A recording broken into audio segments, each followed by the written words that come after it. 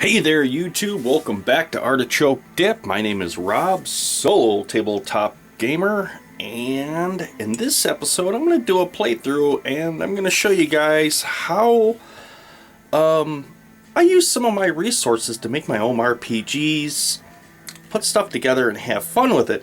Now what gave me this idea right here before we get into it is I watched a movie on Netflix called In the Tall Grass, which was really cool. I really liked the idea, and it really inspired me to use that story idea as a backdrop for this particular little game session I'm going to be doing here. So before I get into all of this, let me get the normal stuff out of the way. If you like this video, please click that like button. And if you have not subscribed, please click the subscribe button followed by the bell icon, and every time I upload a new video, you will hear about it. So the main thing I wanted to talk about, and I originally picked this one up, and I talked about it in the video, but I didn't spend a whole lot of time on it. And for a solo RPG player, you know, these are kind of pretty valuable. And so I had picked up a couple of other decks that they had. This, for you Worlds of Darkness fans out there, Call of Cthulhu fans, you may like this one. This one is the horror fantasy. And then of course I picked this one up as well, which is the science fiction. For those of you who enjoy Stars Without Numbers and Traveler and those other type of RPGs, it would be invaluable for you. For you like me, fantasy, D&D nuts out there, this one is the one you want to look at here. And let me just get into this before I get into the gist of this game, because this will be a solo playthrough. And I'm going to explain the story background to you and everything. I just wanted to show you these real quick. These already give you a picture of a pre-generated dungeon or ruin or whatever you want to use to drop into your game. And when you turn it over, it's at that point, it tells you how to use this map and gives you suggestions of how to use it. Now you could drop it into a pre-made campaign you're already in, or you could just at that point shuffle the deck, pull one card out, and you know, use that for a game session and just keep going if you wanted to do it that way. Board after board basically of dungeons, if you wanted to do an old school dungeon crawl. So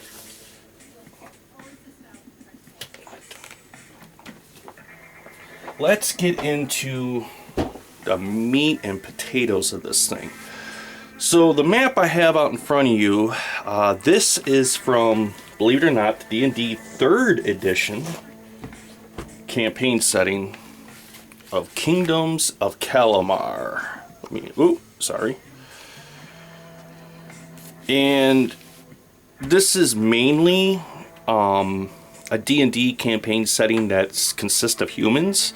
If you're kind of looking for something a little different, and maybe you're getting sick of just the run-of-the-mill with all the different classes, all the different races, demi-human races and everything in your game system, and you want to play something that's just an all-human world, this is a good book to pick up, and it gives you a load of information, and it could keep you busy for just years playing it. But for the sake of this game, I decided this would be a cool backdrop where to start and bring my characters into. And where my characters, the story starts out, is in the Kingdom of Eldor, which is right here.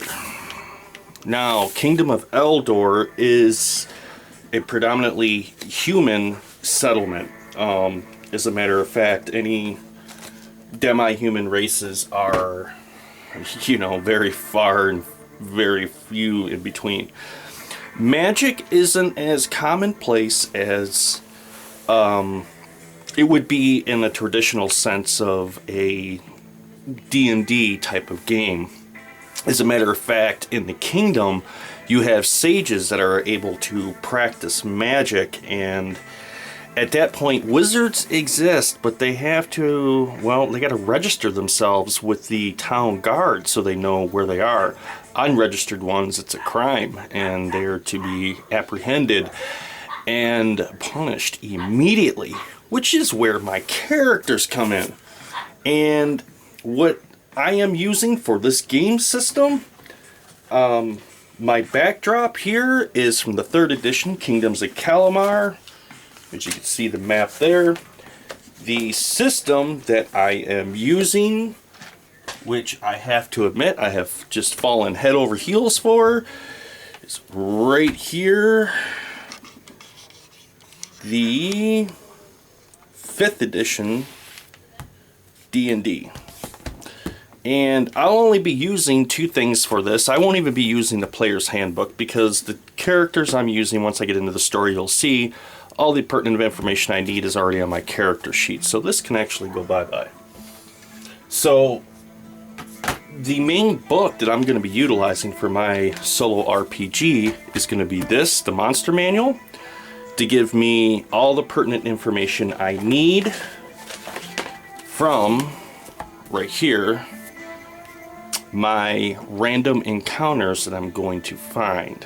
And so I already got those written down, and at that point I can just go to the Monster Manual, pull them up. Already got my minis pulled, ready to go.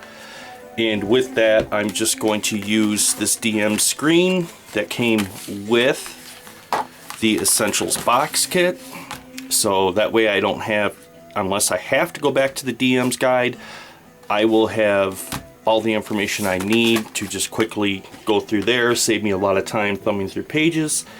And of course, I always have my cards here, the quick reference cards, to at that point, I can flip them over and use that pertinent information for gameplay as well, so not to slow anything down. And then of course, last but not least,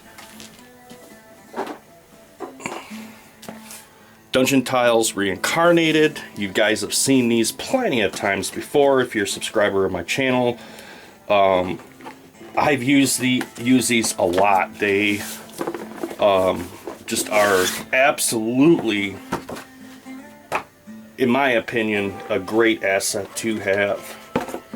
They are wonderful tiles that give you the ability to create loads of different terrain for your solo RPG.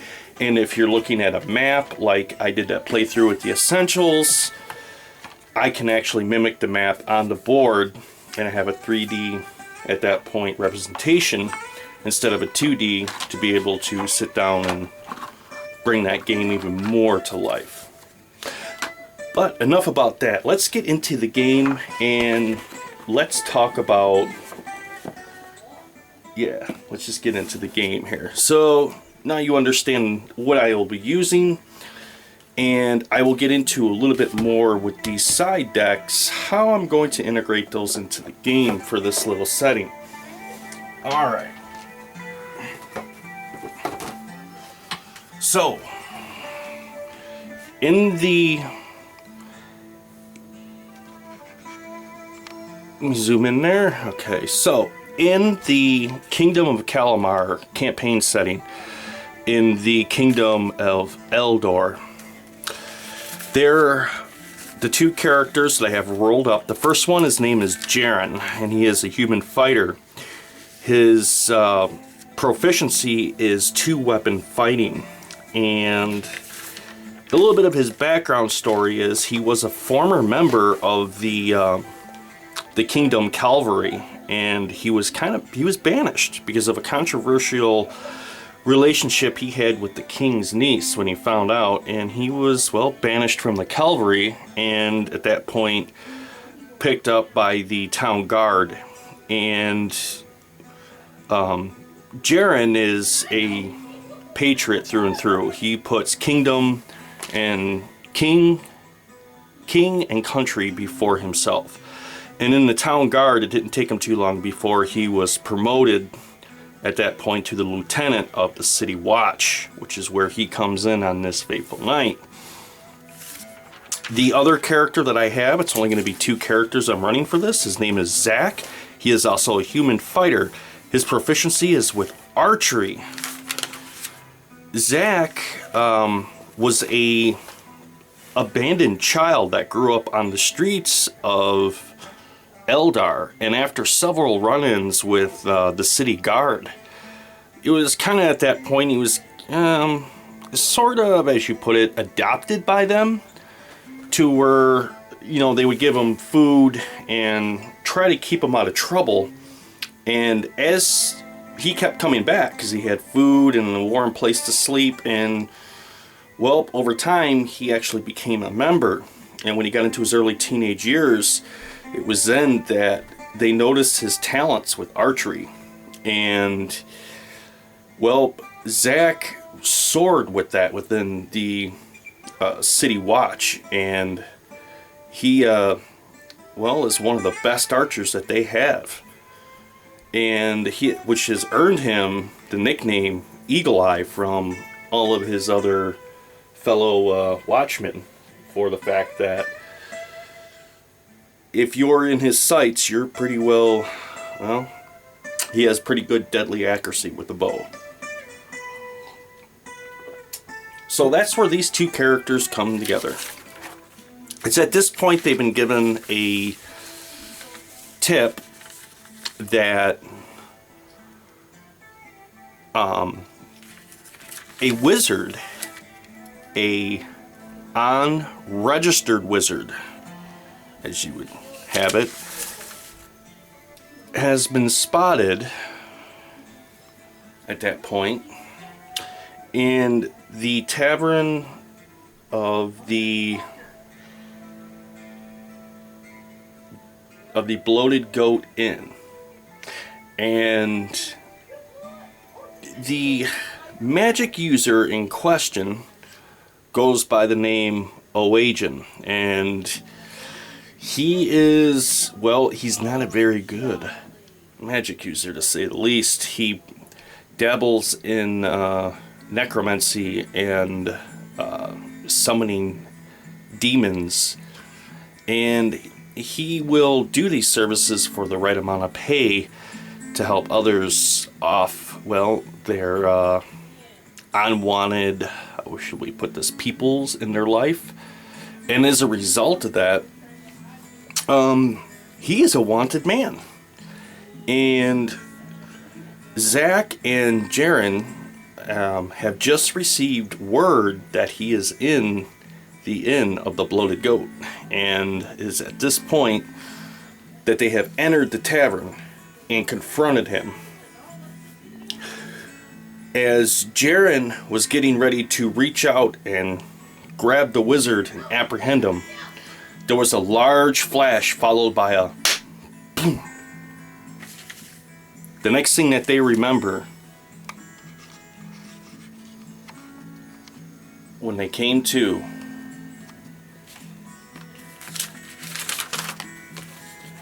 is that it's dark, the moon shining bright above their heads.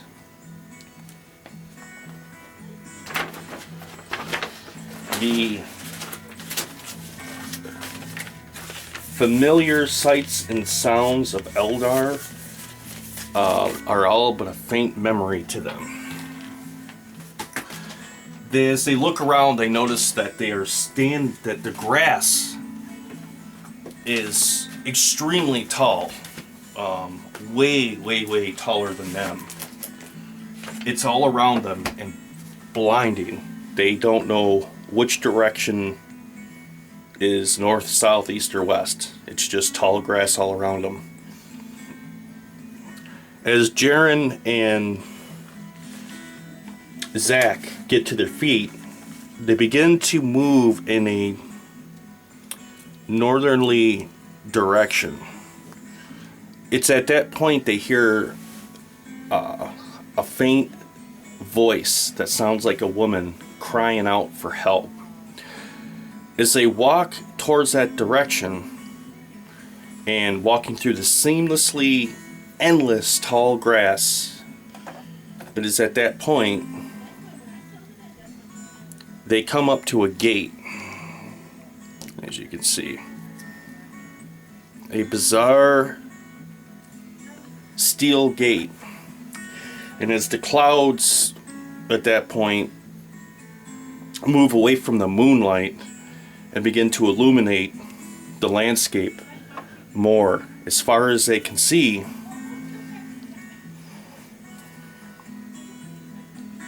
this steel barrier just goes on for as far as they can see.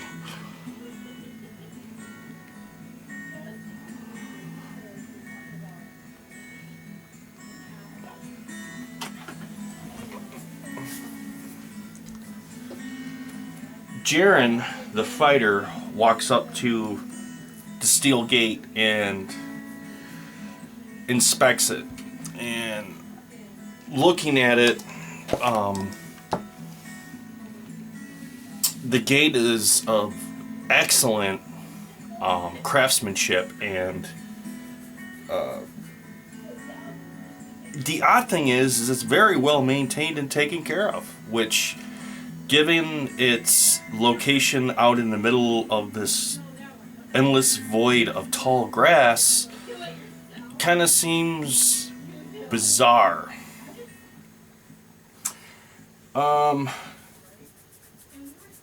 As he walks up to the gate and he rests his hand on the gate, it's at that point, before he can even touch it, the gates open up inward. The sound of the gates moving on the steel hinges, making a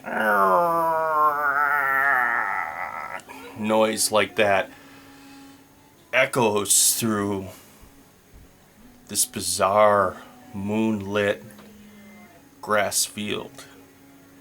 They hear the woman's voice once again, which seems closer now, coming from this area over here. Jaren looks over his shoulder at Zach.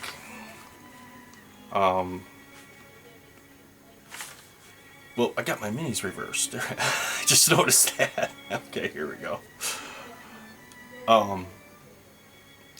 It's at that point that Zach takes his bow, knocks an arrow, and nods to Jaren that I've got your back. Go ahead. If anything pops up, I'm going to take it down. Jaren carries 2 scimitars, and he's going to draw each scimitar, one in each hand, and proceed very cautiously into the gates of this tall grass that, well, they don't know exactly where they're at, when they're at, when. Alright, so at this time, I think what I'm going to do is, it's going to be a really good time to roll a check for a random encounter. So I'm going to roll a 10 and just get a base number. 9. So I got to have a 90% or higher in order. Look at that. 99. Ooh. Alrighty. So let me see what's coming my way. 48. This ought to be good.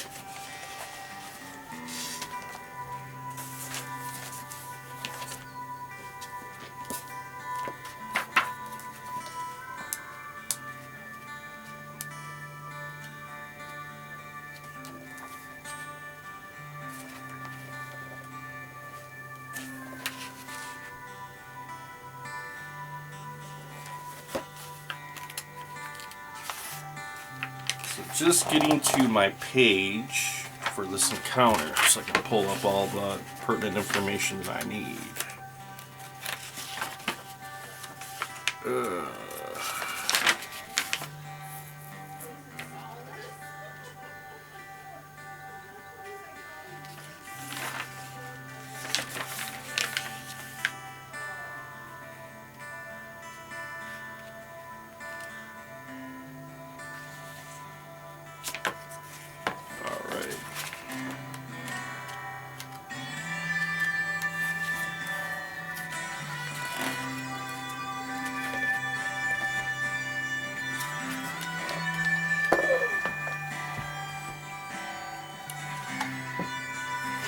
this ought to be really good. Alright.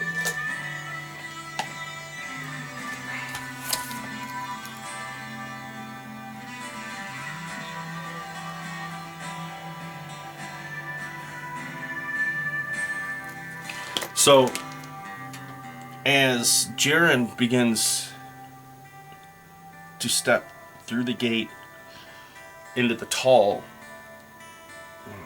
grass, he is at that point. Actually, I'm going to roll a perception check for him. And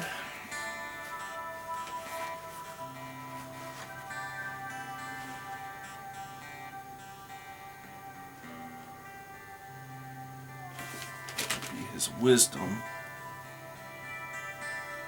And I'm going to give him advantage for this, given the fact that they're both kind of spooked at this point. They don't know how they got here. Last thing they remember was dealing with the wizard in the tavern and the flash of light followed by a loud booming noise, and then they woke here. So, I'm going to set it at a DC 15. And let's see what he does. 18. So he passed. So as Jaren steps through into the tall grass, and he's moving very cautiously, prepared for traps or anything else like that, he notices a sound of other movement that seems like it's coming towards him. He motions to Zach, and it's at that point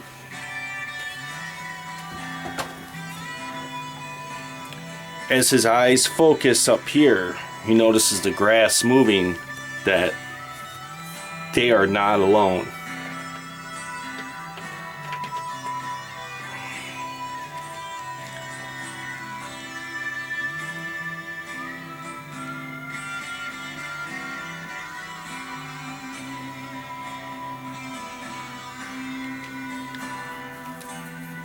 Okay, let me zoom in on this a little bit here. Give you guys a little better perspective. There we go. So here we are. We got the tall grass right here, and at this point he hears something, and he decides to stop and motion to Zach to listen. And right about that time, as the grass parts, these little foul creatures come out, and they are just as surprised to see them as they are to see the... Well, let me put it to you this way.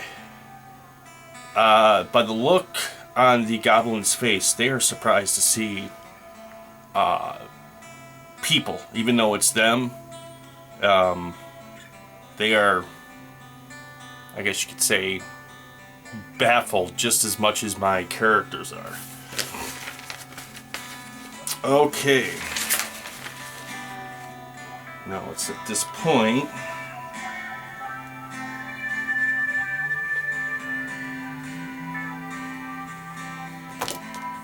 I'm gonna roll initiative here. I'm gonna go for the roll the goblins initiative. Oh man, they are moving quick.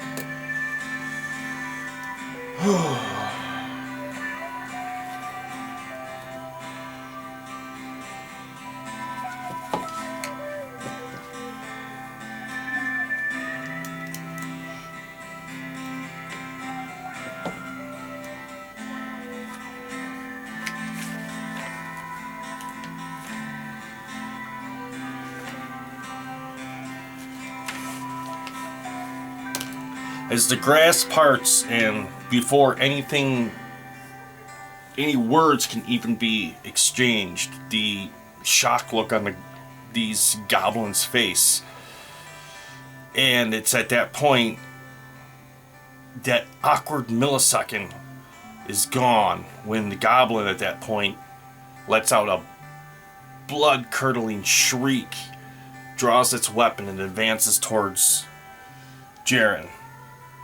The others, as the tall grass moves, begin to emerge. As so. So the first attack against Jaren here. Let's hope he misses.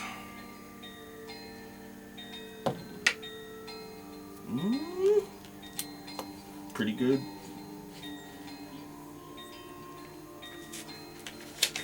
Okay, the goblin rolled a 14. Jaren has an AC of 16, so he's safe on that attack. Oh, man, that's good. Now it's gonna go to Zach, who's got his bow readied, and I did take archery as one of his main fighting styles, which gives him a +2 to his roll on top of his proficiency bonus, so it's a +4, which is really good. And I'm going to give him advantage for this first roll for the fact that he already had his bow ready, and he's now got a target he can unleash on.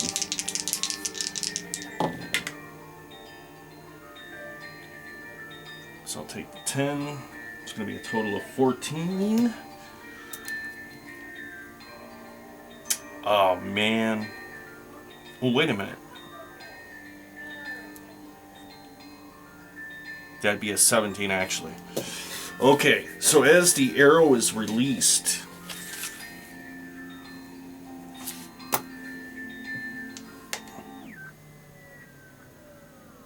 it cuts through the night air. Oh. Well, I guess 2 points is better than nothing. Cuts through the night air, grazing the goblin. The goblin, for a moment,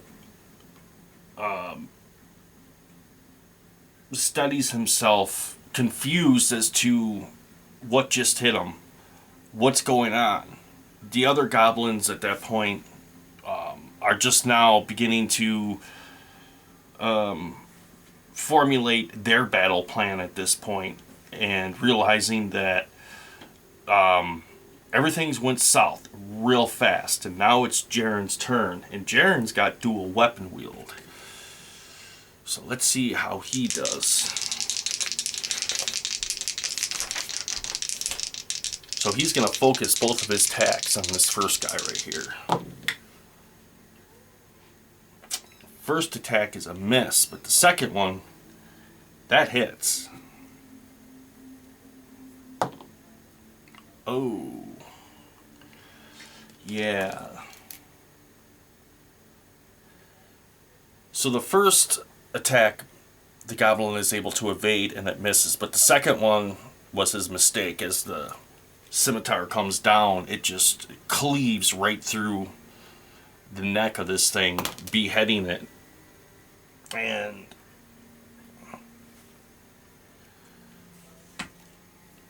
that guy is gone.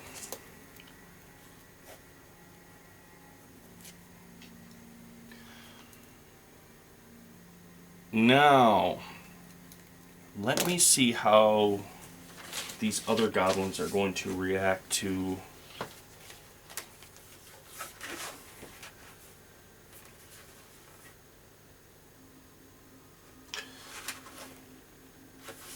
I want to roll a save and see if any of them are frightened from the battle and see how they're going to react to all of this. So I'm going to use their wisdom. I'm going to set it at a DC 15. I'm not going to give him advantage or disadvantage, so I'm going to go one at a time. So I'm going to roll for this guy first.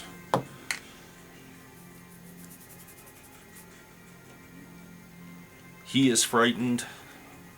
This guy right here in the center, he is definitely frightened. And this guy right here is extremely frightened.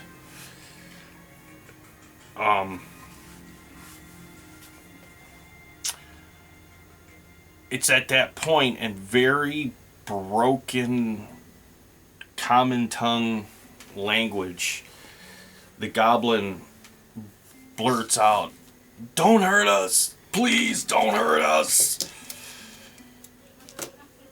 We just want to get through."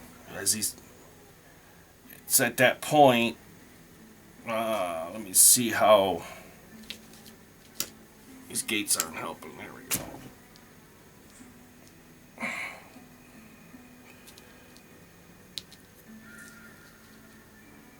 Alrighty.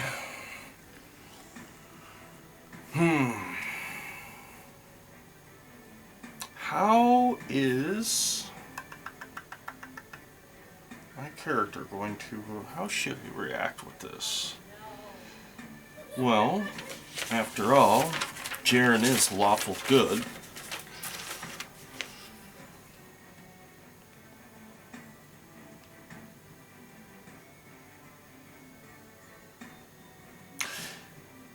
It's at this point that Jaren agrees to let them pass and go by. But he says, first you gotta answer some questions of ours, because we have questions that need answering. The goblins at that point they look at amongst themselves confused and look back at him, shaking their head, agreeing, okay. So he asks them, do you know where we are at? So I'm going to go to the Oracle in Scarlet Heroes right here and see what the answer is. Now I'm going to use Unknown. No, and there's a but to that.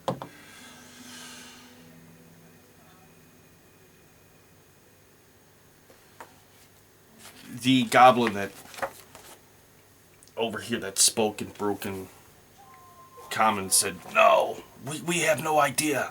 He says the master at that point said he would send us through a special secret tunnel that would take us to a quicker path to get back to tunnels where we live.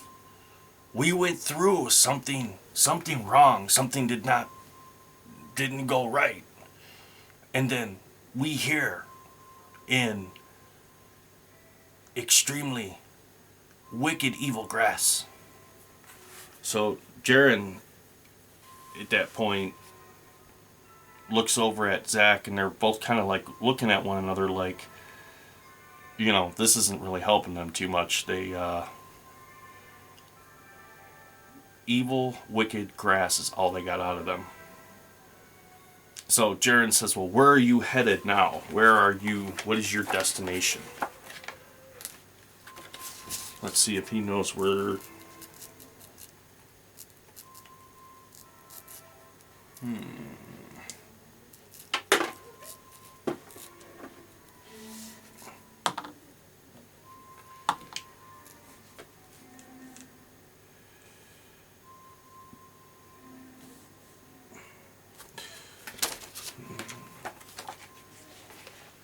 At this point, the goblin said, we are headed back through gate. We're trying to find way back. He said, this will be 4th time going through gate. So Jared and Zach are looking at one another confused, and they said, what do you mean 4th time? There's more than one gate in here? And the goblin nods, yes. It's at that point that they stand aside, and the goblins begin to move very cautiously past them with their arms raised in a defensive posture, indicating that they mean them no harm. And they go through the gate, disappearing into the tall grass into the night. until they can no longer hear the rustling grass behind them.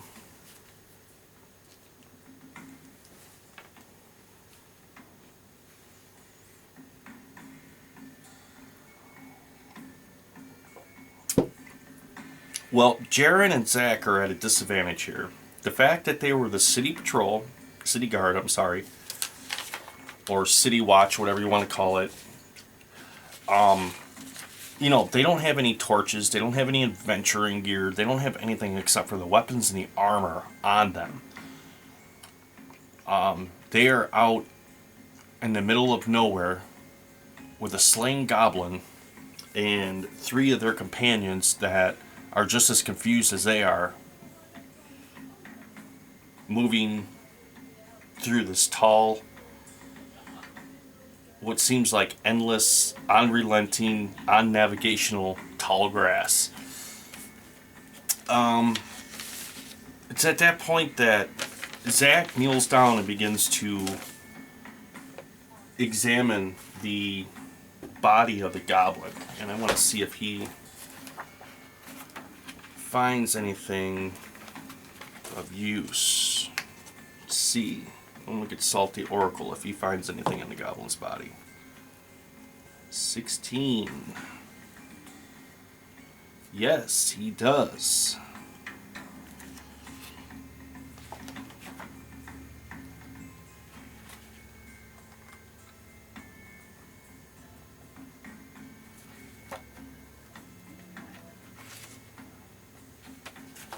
So, I'm going to, at this point, I'm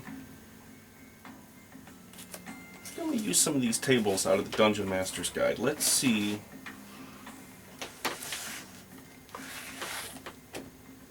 if I can find something rather interesting in here.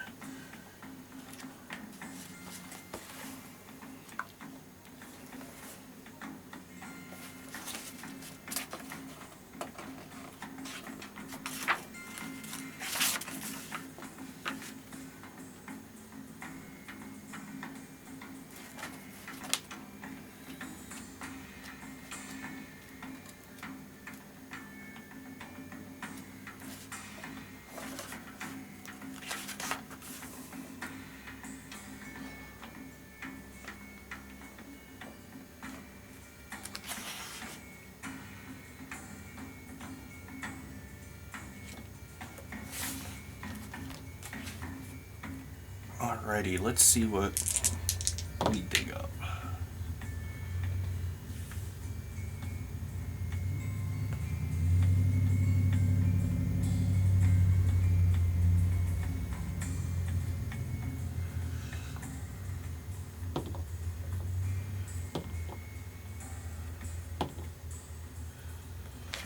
So as he digs through the goblin's nasty, tattered clothing, he comes across the coin pouch that has 11 gold pieces in it. Zach pulls it out and says, "Look," he says, "just in case we run across somewhere to get ourselves a hot meal or maybe a cold drink."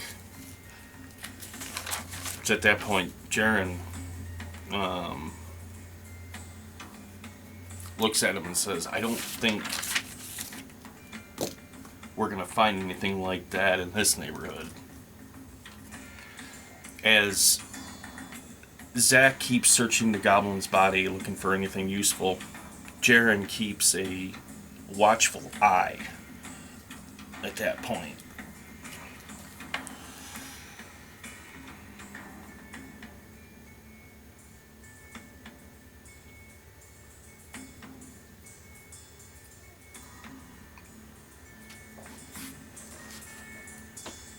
Let's see if he finds anything else on this.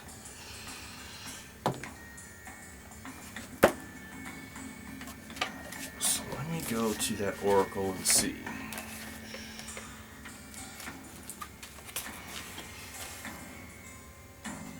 Yes, but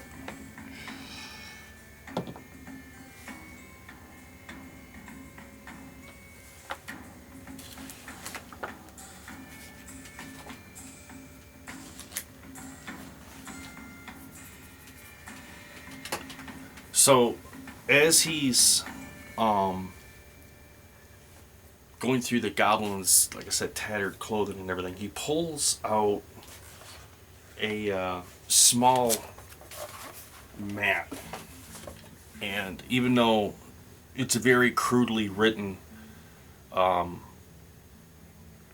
with a charcoal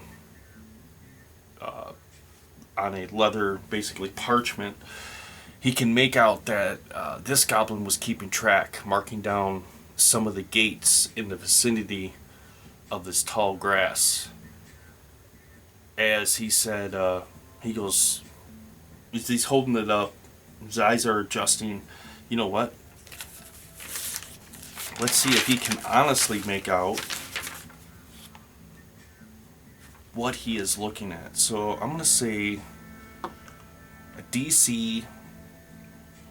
I'm going to put a DC 12 on this. And he's under moonlight, but he's a human, so I will give him disadvantage for that, but I'm going to do a intelligence check to see if he can actually figure out what he's really looking at. I rolled a 20 and a 6, so I'm going to take the 6. So he's just like dumbfounded. He's looking at this map. It looks like a bunch of squiggly lines and everything, and he looks at Jaren, and he's like, "Here, what do you make of this?" And he hands him off the map. It's at that point Jaren takes it, and as he's looking,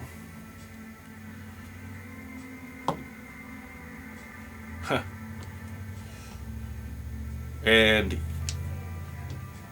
he says, "I don't know." He goes, "There's not enough light out here to really make out what we are looking at." He said, "If I had to take a guess," he said, "it's a map of some sort." He said, "Maybe," and as he looks over his shoulder, he notices something.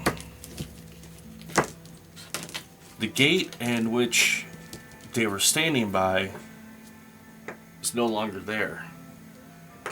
And they are just in the middle of endless tall grass. As they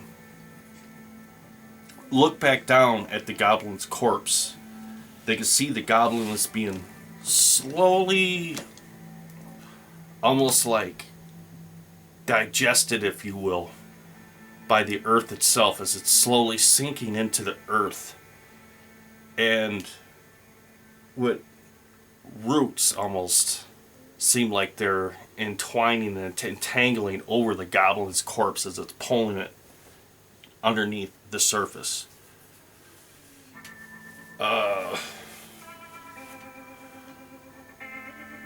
Jaren at that point looks at Zach and he says, "I think it's time to get the hell out of here." They begin to start moving through the tall grass again, tracking. It's then again they can hear the faint cry of a woman's voice asking for help, which sounds like it's coming from in front of them.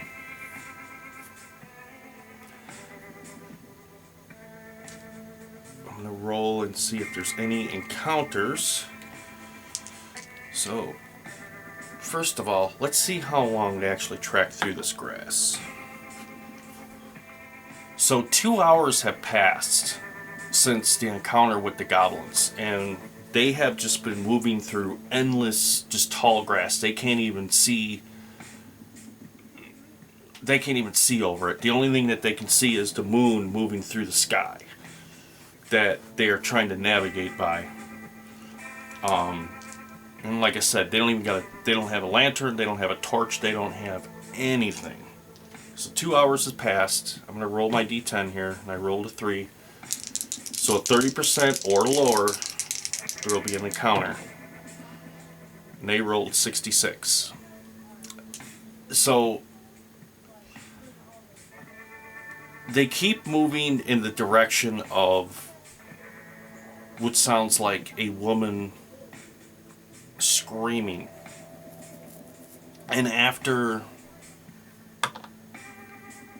4 hours, the moon at this point has began its descent on the horizon, and the beginnings of first light are beginning to emerge. It's completely pitch black at this point. They are just moving step after step through tall grass. And then, to their surprise, they come to an opening.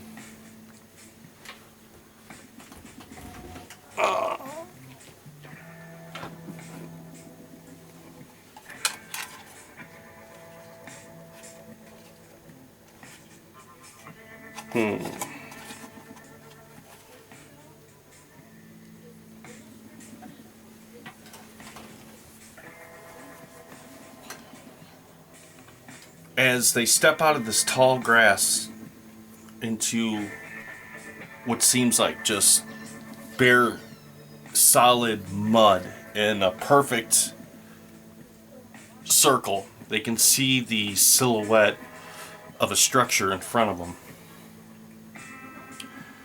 Jaren and Zach kind of look at one another like, well, that's kind of odd. At least it's a structure, something that they haven't seen. Jaren at that point readies his weapons and looks over at Zach. As he can see Zach's silhouette nodding at him, he hears him draw a bow out of his quiver and knock it. He begins to move cautiously towards the structure. I'm going to roll to see how frightened that they really are. And I'm going to set that DC pretty high.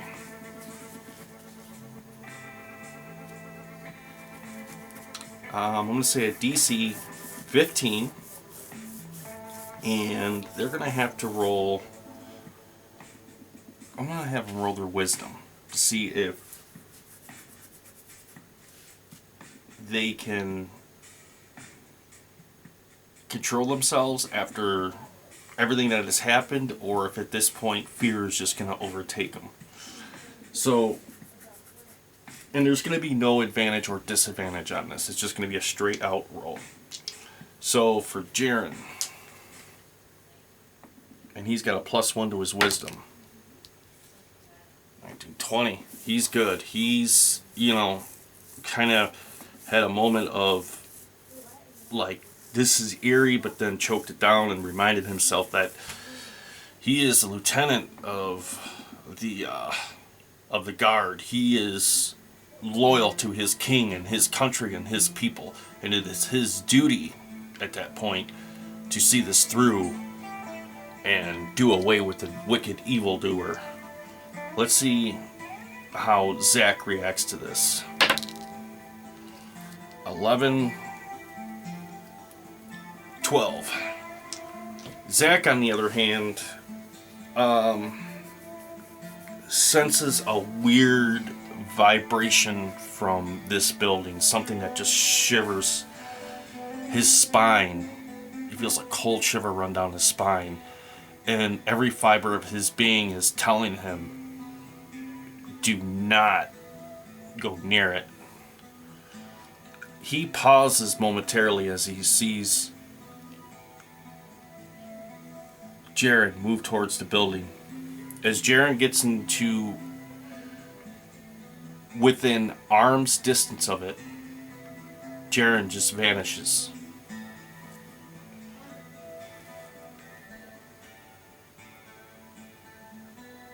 It's at that point he hears Jaren cry out for Zach, saying, "Where are you? Where are you?" Zach, confused, realizing he is alone now at this point, looking around trying to figure out what the heck, just happened. At that point, begrudgingly begins to move towards the building with his bow shaking and his nerves just absolutely shaken to the core. As he reaches the spot, everything goes red. He sees what looks like raging storm clouds of red, blood red clouds just rolling across the landscape, and sees himself standing in the center of a field, alone, without anybody else there. It's at that point that everything goes dark. When he does regain consciousness, he hears a familiar voice. He hears Jaren. And Jaren says, hey, are you awake? Zach asks what happened, and he tells him, he says, I don't know. He said, I was walking towards that weird building, and then the next thing I know, I was here. So it's at this point, I'm going to draw one of these cards. Let's see which location our characters were zapped off to.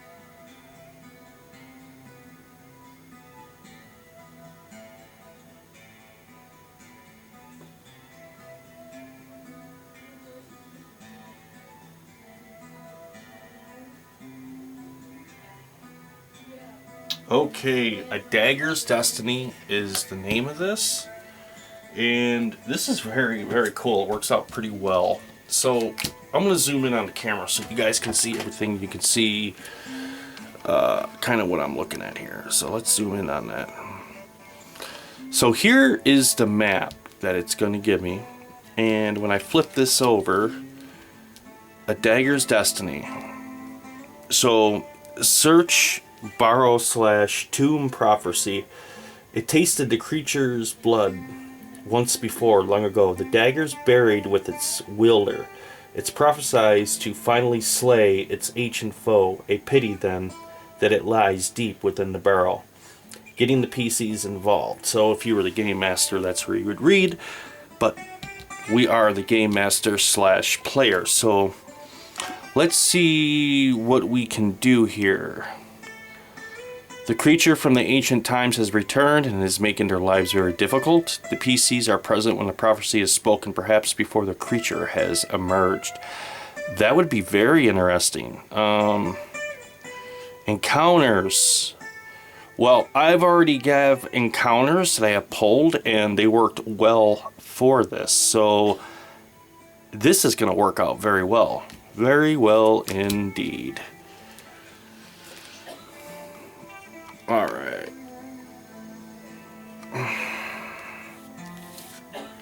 So, it is time to break out some dungeon tiles.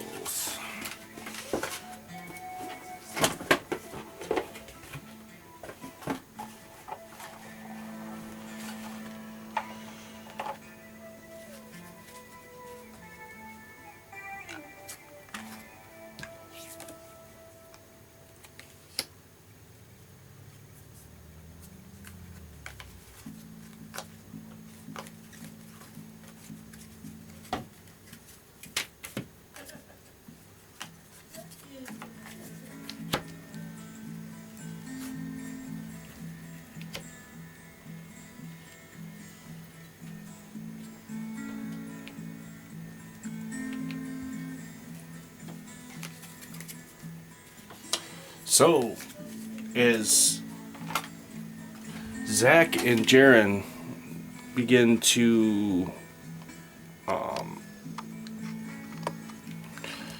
kind of figure out where they are at. They are completely confused and just disorientated. They have no idea where or when they are, other than they were standing in front of this large building. As they approached it, they had this weird vision.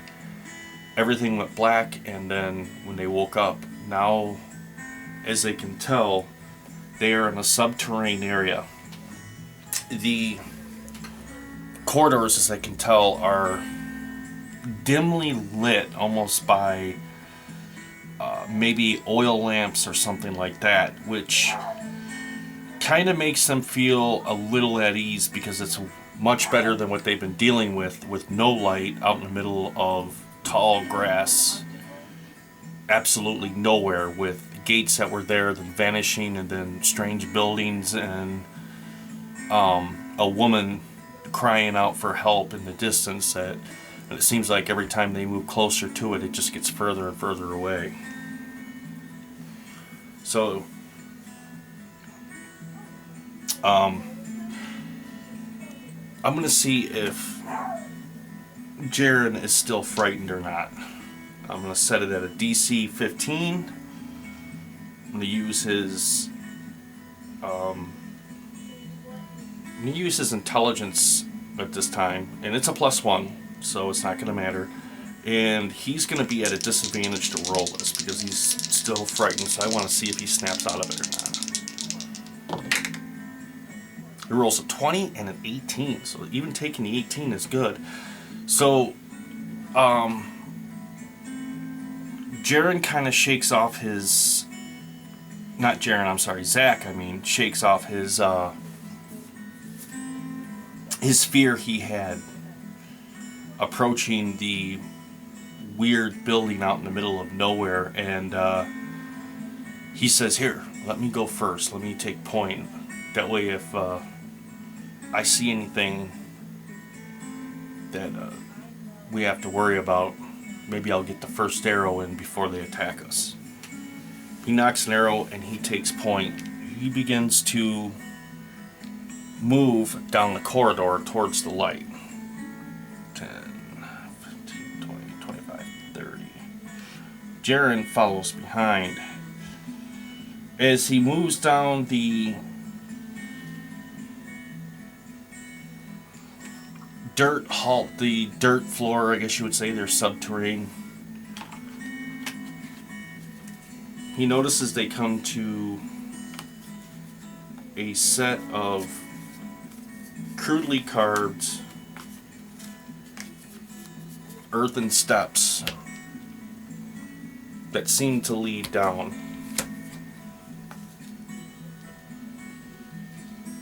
Okay. So I want to see if we have...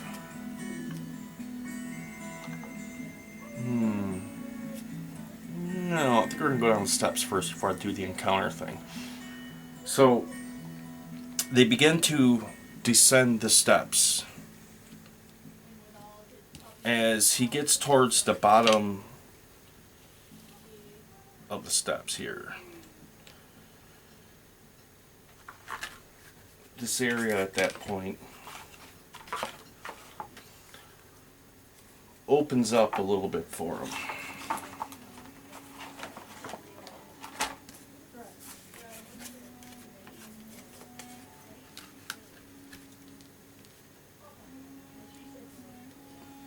So here are the characters. This is what they are looking at. So now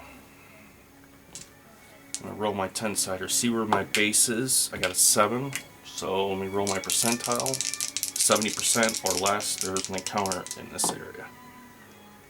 A 0-1. Oh yeah. As they descend the steps and Zach is able to look inside this room, he can hear a distant, what sounds like a human voice maybe, deeper in the recesses of this subterranean maze that they're in, speaking in a strange language. He does not understand magic, so he does not realize what he's hearing as a magical incantation being spoken.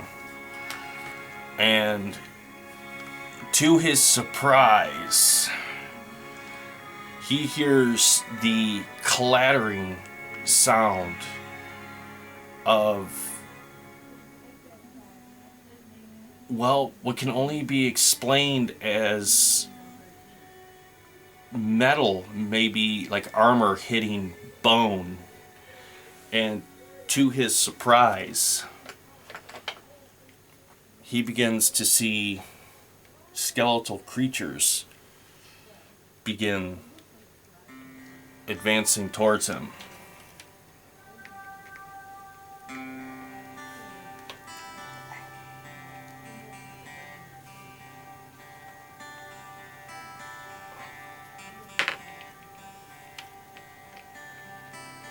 Alrighty. Let's see how this is going to play out.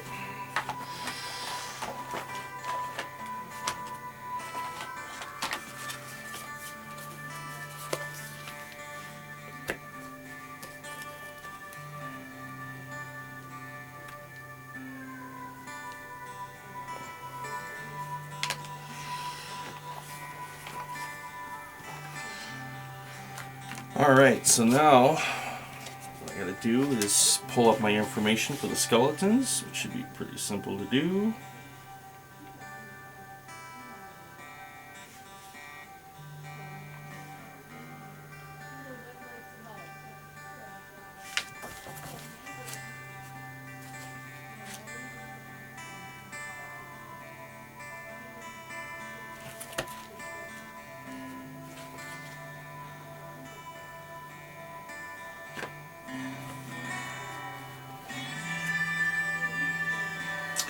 As the skeletons begin to move closer and closer, and Zach can get a better look. He can see what looks like waves of dark energy pools swirling inside the skulls and around all of the bones that are reanimating these things with dark magic. And in the center of their eye sockets, two little red, beady, would almost appear as flames, but they're not flames. Almost like searing embers of a fire. Look at him, and as he readies his bow and he's looking at all the foes, trying to figure out which one he wants to take a shot at first, he notices that the flames, just like pupils of an eye, are watching his every single move. Alright. So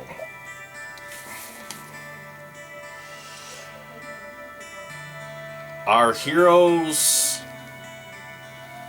I'm going to move this in so I can open this room up a little bit more, make it a little bit more interesting. There we go. So at this point, it's time to do initiative and figure out who's going to go first, with what, where, and how. When.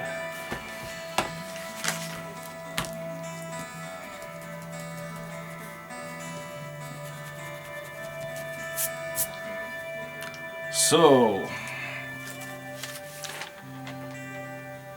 man.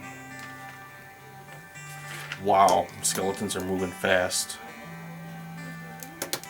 20, that's crazy.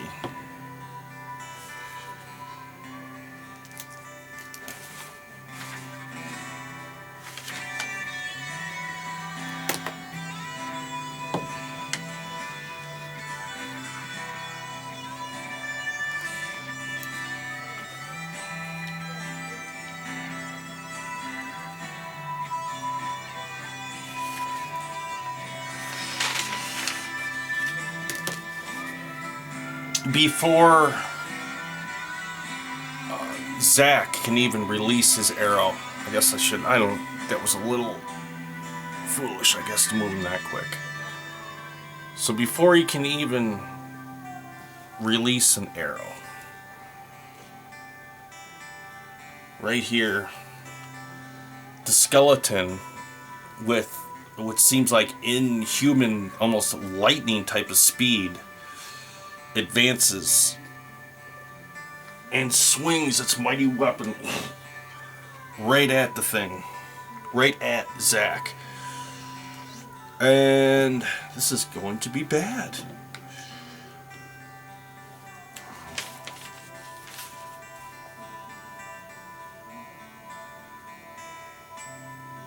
Oh, man. Whew. Luckily, it missed. Thank God.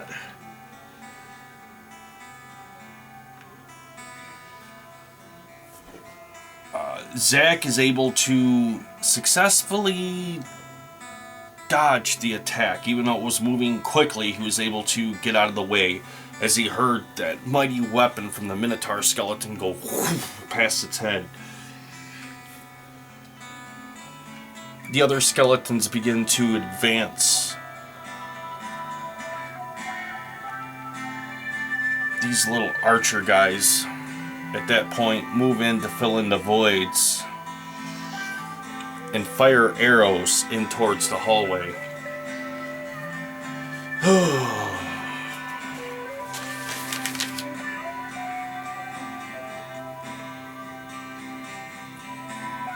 +4 with the short bow. So the first one does hit Zach. The second one, oh yeah, it's a critical. Oh man.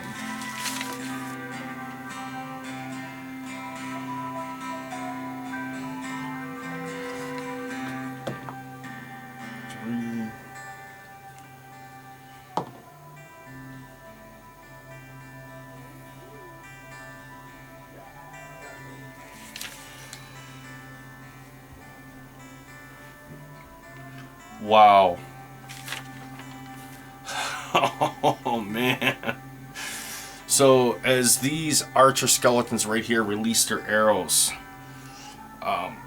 one strikes Zach in the hand that he's holding his bow back with, and he screams as the bow is released. The second arrow finds its way into his throat, where it just Jaren can do nothing but just watch in horror as his friend slumps over onto the floor with a pool of blood running down the stairway towards the animated skeletal corpses that are in front of him. Whew, that's rough, man.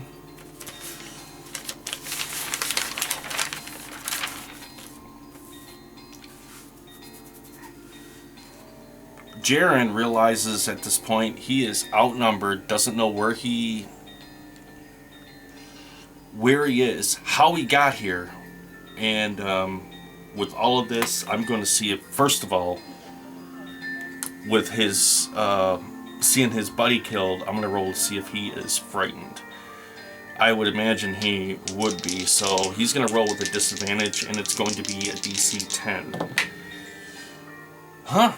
Well, taking the lowest, 11, he passes. It's at that point, he steps over his friend and goes to engage the Minotaur skeleton that's in front of him with both scimitars. Leaping into action. Let's see how he does.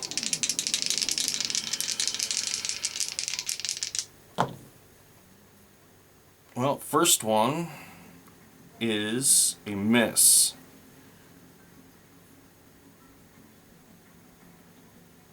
The second one is not.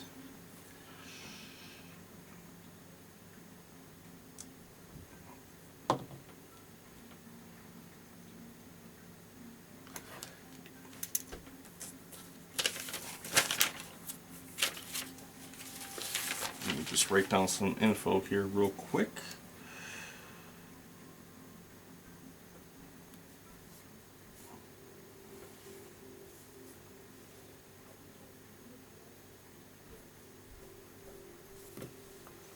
As the scimitar hits the skeletal, this minotaur skeleton, the femur bone, as it seems, it cracks, and then the dark magic brings it back and reforms it.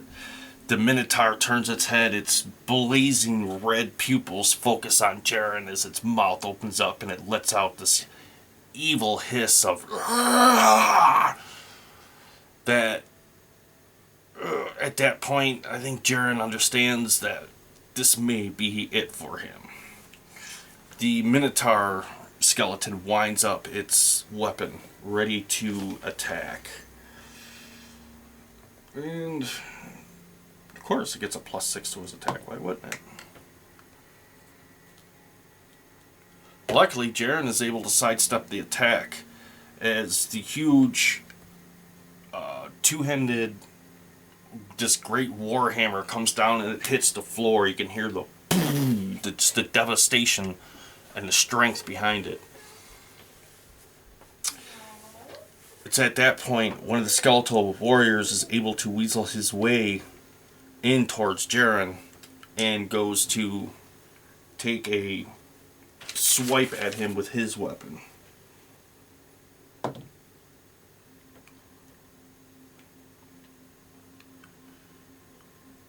Jaren is able to defend himself. He's to put his blade up and to parry the attack. Sparks fly off the blades as this chink, and he begins to move back out of the way, out of safety. Takes a step back this way as he's engaged with the skeleton. Another one begins to weasel its way past the this large minotaur as it minotaur skeleton, I don't know why I can't say that, into this little corridor, and at that point engages Jaren as well.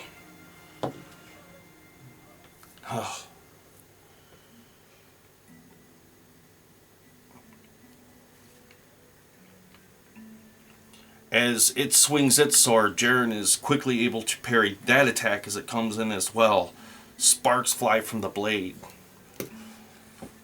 The good thing is, these guys do not have line of sight now of Jaren because they're blocked by their own skeleton, so I'm going to pass over the arrows for this turn, and I'm going to go back to Jaren. Jaren is going to try to attack that skeleton first.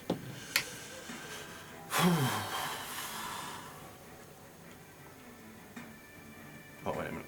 There's 2 weapons. Nice! A 20 and a 13. So the first attack does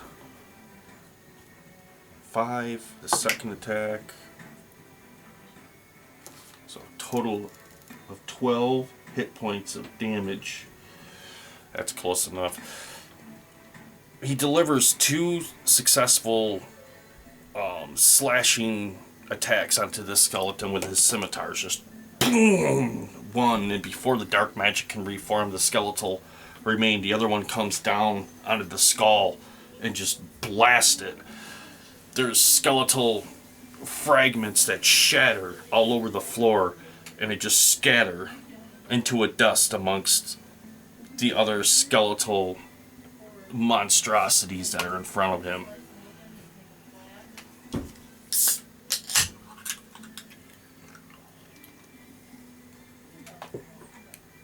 But Jaren doesn't have time to really rejoice of his victory, but because to his horror and surprise, the Minotaur begins to move into the corridor he's in and winds up to attack him again.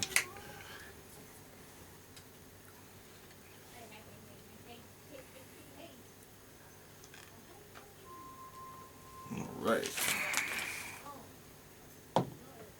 Oh my god, he rolled a 19.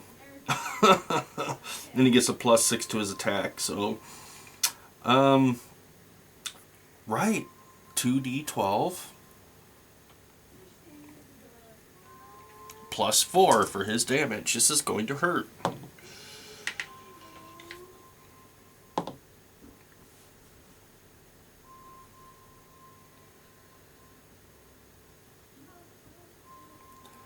As the weapon comes down, Jaren, as he puts up one of his scimitars to block the attack, it's just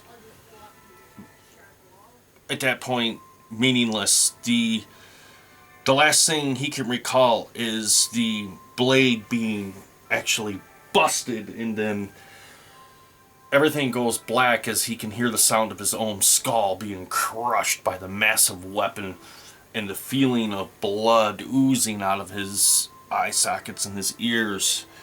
Everything goes black.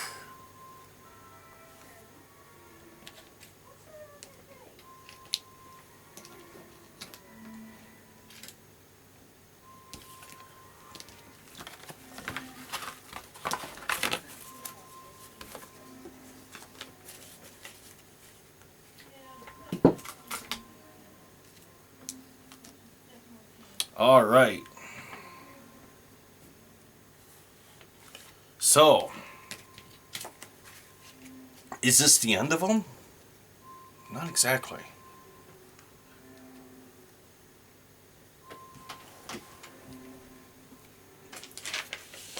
Zach wakes up and sits up and looks around and notices he's, at this time, now back outside in the tall grass, but it's morning and he can see all around him. It's lush, green, tall grass, fertile grass, just healthy. And he stands to his feet, adjusts his bow and his quiver, and notices he's got a sore throat. As he grasps his throat and he just clears his throat and realizes he's thirsty. He has no water, and he hasn't had any water in a while. He sees the dew that has clinged to the tall grass, and at that point is able to collect the dew into his mouth as water and begin to swallow the cold morning dew water as it begins to soothe the soreness of his throat.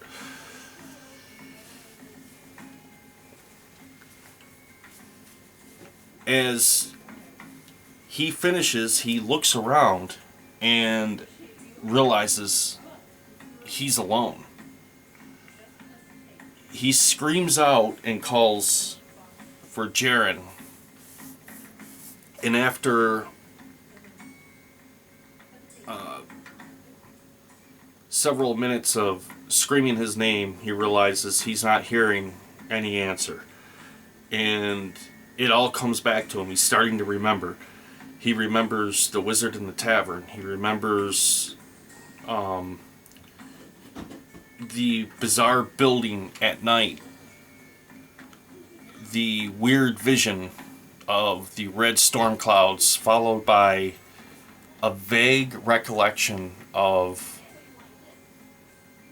a dim-lit dungeon, and looking back at Jaren, and Jaren having a look of just absolute terror in his eyes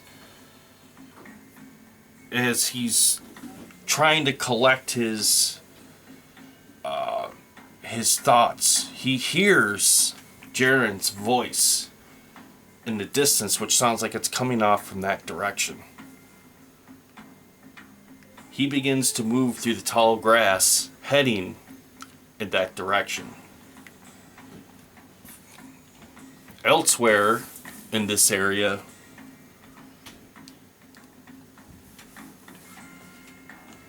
Jaren stands to his feet, and as he looks, he still has his scimitars in his hand, confused, and looking around, he sheathes them. As he goes to sheathe the last scimitar, he notices something that he never noticed before about his sword. The sword looked like it had a slight blemish. Maybe when the smith forged it, perhaps maybe it cracked and he was able to mend it back together. And underneath this particular light out in the sunlight is the reason why he's seen it for the first time. He sits there and he looks at it, and then as he's moving the blade back and forth and the flash of the sunlight hits his eyes, he's thrown into this short vision of memories, remembering walking through the tall grass, the gate, coming to the clearing in the tall grass where the tall building was, seeing the vision of the red, weird storm clouds, followed by watching his friend Zach fall to the floor in a dim-lit dungeon. It's at that point his memory is interrupted by the faint sound of his friend Zach screaming in a direction which seems very far distant this way from him. He snaps out of his memory, I guess you would say, very quickly, puts the weapon and sheathes it, and screams to Zach, I'm over here, and begins to move towards the sound of his voice.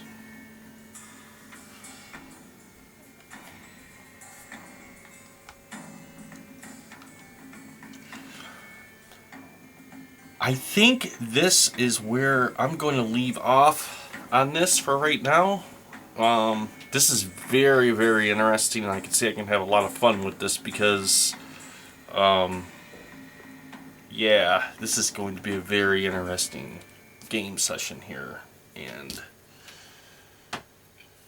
so, if you enjoyed it and the idea, just click the like button or press the subscribe button followed by the bell icon. And like I said, what gave me the idea for this, the background, was the Netflix movie In the Tall Grass, which, if you haven't seen it, go ahead and give it a shot. It's rather interesting movie. I like the storyline of it, which gave me the idea for this this game idea here in the setting. And I can see I'm going to have some fun with this because I decided to set this game up to where I can sit down and just play some D&D, and really with the 5th edition D&D to get me a lot more familiarized with the rule sets and everything with it, the core rule book. So, but while I'm doing that, I'm in a very weird world of mystery, intrigue, and not too many questions answered. Alright guys, this is where I'm going to end the video. This is Artichoke Dip signing off.